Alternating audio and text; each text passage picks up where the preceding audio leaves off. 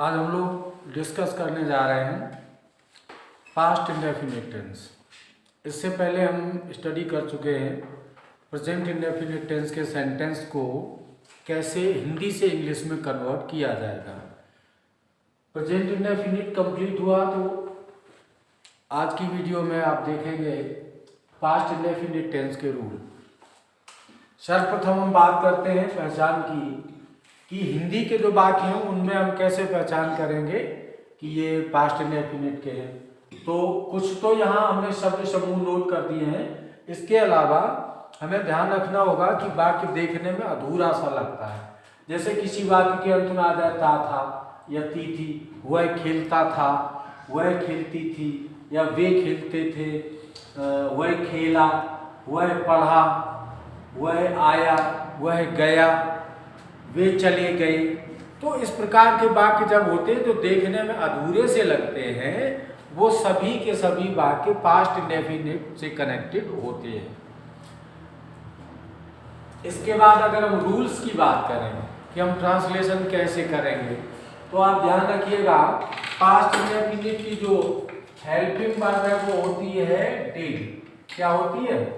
Did. और मैं आपको पहले भी बता चुका हूं कि इंग्लिश ट्रांसलेशन का एक बेसिक सूत्र है, वो है SVONOW, मैक्सिमम 4 पार्ट्स। हम सब्जेक्ट लेते हैं, वर्ब लेते हैं, फिर ऑब्जेक्ट लेते हैं, इसी क्रम से हमें लेना होता है, फिर हम अदर वर्ड लेते हैं। अब होता क्या है कि जब हम पास्ट इंडेफिनिट के अफर्मेटिव पे आते हैं तो यहाँ रूल यही चलेगा, केवल एक चीज बदल जाएगी कि वर्ब सेकंड लगती है इसमें। पास्ट इंडेफिनिट इकलौता ऐसा टेंस है जिसके अफर्मेटिव सेंटेंस में वर्ब का सेकंड फॉर्म आता है। यहां पर नोट भी किया हुआ है। और नेगेटिव में क्या होता है? नेगेटिव होते हैं 2 प्रकार के, एक नहीं, एक कभी नहीं। हमने संकेत भी लिख दिया आपके लिए। अगर नहीं वाला आ जाए तो subject plus did not plus verb के first form plus object plus other word. और अगर कभी नहीं आएगा तो फिर never, subject plus never, verb second form, object other word. अब आप देख रहे हैं कि डिड नॉट के साथ वर्ब का फर्स्ट फॉर्म है और नेवर के साथ वर्ब का सेकंड फॉर्म है। इसका रीजन ये है कि किसी भी टेंस में जो कभी नहीं का बेसिक फॉर्मूला है वो हमेशा अफर्मेटिव के पैटर्न पे चलता है। अफर्मेटिव के पैटर्न पर अफर्मेटिव सेंटेंस चलता है, नेवर चलता है और हु चलता है। तो यहाँ हमारे 2 रूल हो गए। अब हम इनके कुछ एग्जाम्पल देखते हैं ताकि बात पूरी तौर से समझ में आ सके। यहाँ देखेंगे एग्जाम्पल हुआ है आज बाजार गया था। ठीक, ये सेंटेंस है हमारे पास कि हुआ है आज बाजार गया था। अब हम देखते हैं यहां से हमें समझ में आता है, यहां से ये गया था इससे कि ये पास्ट इंडेफिनिट का है। अब जब ये पास्ट इंडेफिनिट का है, हमने देखा वाक्य कैसा है, वह आज बाजार गया। ये पूरा वाक्य जो हम ध्यान से देखते हैं अफर्मेटिव है, क्योंकि इसमें ना तो कोई क्वेश्चन है, ना निगेशन है, ना नकारात्मक भाव है, ना प्रश्नवाचक है। तो हम क्या करेंगे? अफर्मेटिव का रूल अप्लाई करेंगे। तो जब हम ट्रांसलेशन करेंगे तो नंबर 1 पे हमें क्या चाहिए? सब्जेक्ट। कौन गया था बाजार? ही। ये हो गया हमारा। इसके बाद हमें क्या चाहिए? वर्ब सेकंड चाहिए। गया था, गो का second form went, he went. अब हमें ऑब्जेक्ट चाहिए। ध्यान रखिएगा कम और गो के साथ कभी ऑब्जेक्ट नहीं आते। फिर ध्यान से सुनिएगा इस बात को कि कम और गो ये दोनों अकर्मक क्रियाएं हैं, इनके साथ कभी कर्म नहीं आते। तो तीसरी चीज अपने आप कट हो जाएगी। हम चौथे पे पहुंचेंगे, अदर वर्ड। और अदर वर्ड में यहां 2 शब्द हैं, आज और बाजार। इसको भी जरा ध्यान से समझते हैं। सब्जेक्ट आगे मिलता है, फिर हम क्रमशः पीछे से आते हैं। तो गया था के बाद पीछे से जब आगे तो आ जाएगा बाजार। तो टू और बाजार की मीनिंग लगा देंगे मार्केट। ठीक, ये भी हमारा हो गया। इसके बाद क्या बचा, आज, तो टुडे, यहां आप लिख देंगे टुडे और सेंटेंस कंप्लीट हो गया। इसी प्रकार से अब हम देखेंगे अभी और एक,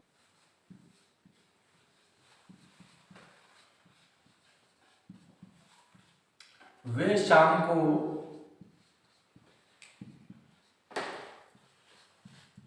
मैदान में क्रिकेट खेलते थे। ठीक, वे शाम को मैदान में क्रिकेट खेलते थे। अब हम इसको जब ट्रांसलेट करेंगे तो हम देखते हैं कि थे माने ये पास्ट इंडेफिनिट है, सेंटेंस अफर्मेटिव टाइप का है, तो हम अपना वही रूल लगा लेंगे। सबसे पहले सब्जेक्ट दे, उसके बाद में वर्ब सेकंड प्ले का क्या कर देंगे हम यहाँ पर, प्लेड, दे प्लेड। अब हम पीछे से आते हैं, ऑब्जेक्ट हमको चाहिए, क्या खेलते थे, क्रिकेट, CRICKET, दे प्लेड क्रिकेट। इसके बाद अब हमको क्या चाहिए, फिर हम अगला फ्रेज उठाते हैं, मैदान में, इन द फील्ड। अब हमारा क्या बचा, शाम को, at evening, sentence complete. They played cricket in the field at evening. अब कुछ नेगेटिव के एग्जाम्पल देखते हैं। यहाँ जैसे एक सेंटेंस है कि उसने कल सेब नहीं खरीदे थे, तो नियम मैं आपको पहले ही बता चुका हूं कि इसमें क्या होता है कि डिड नॉट के साथ वर्ब का फर्स्ट फॉर्म लगता है। तो हम सबसे पहले उसने कल सेब नहीं खरीदे थे, सबसे पहले लगाइए यहाँ पे सब्जेक्ट ही के बाद लगा दीजिए डिड नॉट। अब इसके बाद में ये हो गया। अब हमारा यहां तक कंप्लीट हमें करना है, तो नॉट भी हो गया। अब बाई, खरीदना, बाई। अब क्या बचा, सेब, एप्पल्स, ऑब्जेक्ट हमें लेना है एप्पल्स। इसके बाद में कल। देखिए, समय प्रकट करने वाले शब्द को या तो सेंटेंस के शुरू में रखते हैं या बिल्कुल लास्ट में रखते हैं। तो he did not by apples, और यहाँ पर हमें पास्ट का जो कल है उसके लिए लिख देना यस्टरडे, हो गया। इसी प्रकार से राम यहाँ नहीं आता था, तो सबसे पहले हम क्या लगाएंगे, सबसे पहले हमें सब्जेक्ट लेना है राम, तो हम यहाँ लिख लेंगे राम। अब चूंकि ये निगेटिव है, निगेटिव सेंटेंस, सब्जेक्ट के बाद में ये हेल्पिंग वर्ब डिड लग जाएगी और नॉट लग जाएगा, तो ये हो जाएगा राम डिड नॉट। ठीक, अब हमें हमारा सब्जेक्ट हो गया, हेल्पिंग वर्ब के साथ नॉट भी लग गया। अब हम करेंगे वर्ब को, वर्ब है हमारा कम, राम डिड नॉट कम। अब बचा केवल यहाँ, तो हम उसकी मीनिंग लिख देंगे here, Ram did not come here, Ram यहाँ नहीं आता था। अब जब अगला एग्जाम्पल हम देखते हैं कि उसने झूठ कभी नहीं बोला, यहाँ आप थोड़ा ध्यान देंगे कि नहीं के बजाय कभी नहीं का प्रयोग हुआ है। तो इसमें हमें क्या करना है, हमारा बेसिक फॉर्मूला वही है, subject verb object other verb. अब इसमें हम क्या करेंगे, नेवर के साथ सेकेंड फॉर्म यूज करेंगे। तो सबसे पहले लेंगे हम सब्जेक्ट उसने, तो उसने का मतलब ही, फिर नेवर ले लेंगे, ही नेवर, झूठ बोलना ये वर्ब है, तो टेल ए लाई होता है second form, told a lie. Tell a lie means झूठ बोलना, और नेवर के साथ हम लेते हैं सेकेंड फॉर्म, तो हमारा हो जाएगा ही नेवर टोल्ड ए लाई, उसने कभी झूठ नहीं बोला। अब इसी पैटर्न का सेंटेंस एक और है, ये सब्जेक्ट रवि ने, तो इसको लिखेंगे हम रवि। अब कभी नहीं की बात है ये, तो इसके लिए हमें लगाना है नेवर, रवि नेवर। अब क्या लगाएंगे नेवर के बाद, वर्ब का सेकेंड फॉर्म, और वर्ब है चोरी की, माने चोरी करना, तो स्टील माने चोरी करना और उस सेकंड फॉर्म हो जाएगा stole. Ravi never stole, Ravi ने कभी चोरी नहीं की।